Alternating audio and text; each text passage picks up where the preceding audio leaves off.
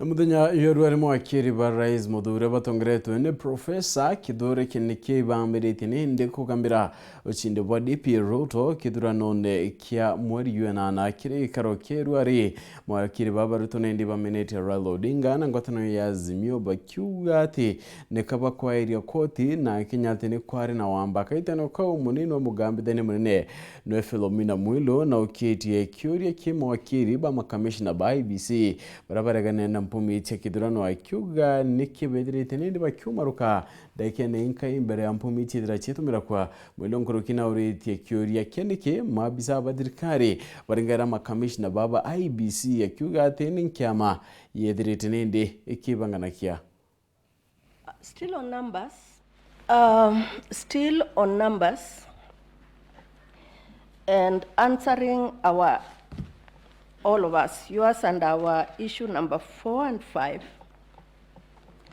we were told, and I need clarity on this one because it cuts across two main issues, that the voter turnout was affected by the postponed election.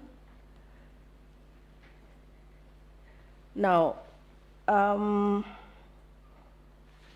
this is my concern. On the 9th, we were voting for 6 officers. And we actually voted for 6 officers, including in the places where elections were postponed. And we were told that turnout was affected by the postponement. And since you are the central player in this thing, you could pass this to Mahat or anybody else in your team. Did the postponement affect only the vote of the president?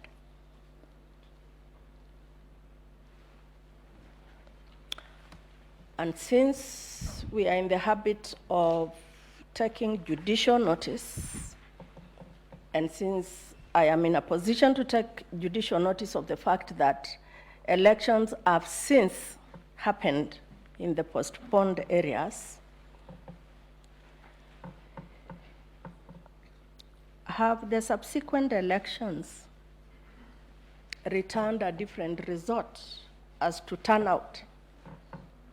Then back to the question of percentages again, in terms of the turnout. I think I asked this question, I asked Mr. Orengo, but now that you may not have another, you may also want to address it. In the arguments that have been presented before us,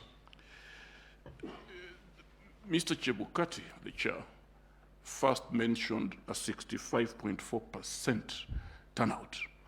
And then he did indicate that that was bound to change as results kept streaming in, especially if you took into consideration the number of those who had voted manually and the numbers that had yet to come in from the elders.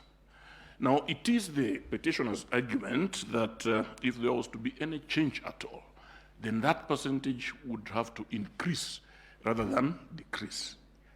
So I don't know, and how relevant, again, is this turnout to the determination of whether a candidate gathered 50% plus 1 vote?